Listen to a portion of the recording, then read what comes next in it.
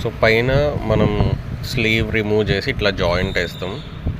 Joint వేసాక ఏదైతే మనం వాటర్ ప్లేస్లో యూజ్ చేస్తామో, అంటే మోస్ట్ ప్రాబబ్లీ ఈ సబ్మెర్సిబుల్ వైర్ ఏదైతే ఉందో ఇందులో జాయింట్స్ కానీ కేబుల్ జాయింట్స్ కానీ ఇన్సులేషన్ టేప్ యూజ్ చేసి, దాని తర్వాత మనం వాటర్ అనేది జాయింట్స్లోకి ఎంటర్ అవ్వకుండా రెగ్యులర్గా చెప్పాలంటే పచ్చి రబ్బర్ అంటారు. ఇది ఒక రబ్బర్ టేప్ అనమాట.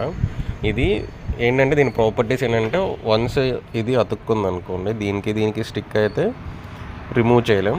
ఒక నిమిషం చూపిస్తా.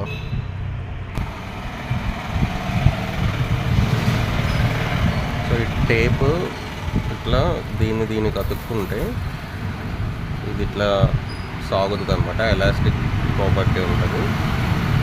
ఇట్లా అతుక్కుంది అనుకోండి, ఇది ఏమైందంటే రాదన్నమాట, ఇట్లా స్టిక్ అయిపోతుంది. అప్పుడు ఏమైందంటే ఇందులోకి వాటర్ వెళ్ళే ఛాన్సెస్ చాలా రేర్. సో అందువల్ల ఇన్సులేషన్ టేప్ యూజ్ చేసి దానిపైన మళ్ళీ ఈ పచ్చి రబ్బర్ టేప్ అనేది మనం యూజ్ చేస్తే జాయింట్స్లోకి వాటర్ వెళ్ళకుండా షాక్ ప్రూఫ్ కింద వర్క్ అవుతుంది. సమ్ టైమ్స్ ఇది ఫెయిల్ అయినప్పుడు మోటార్ రన్ అవ్వదు, జాయింట్స్ వాటర్ వెళ్ళిపోయి ఇక్కడ రస్ట్లా ఫామ్ అయ్యి ఈ బ్రేక్ అయిపోతాయి. అప్పుడు కూడా మోటార్ రన్ అవ్వడం అయిపోతుంది, వైండింగ్ మంచిగా ఉన్నా సరే. సో మనం అవి కూడా చెక్ చేసుకోవాలి.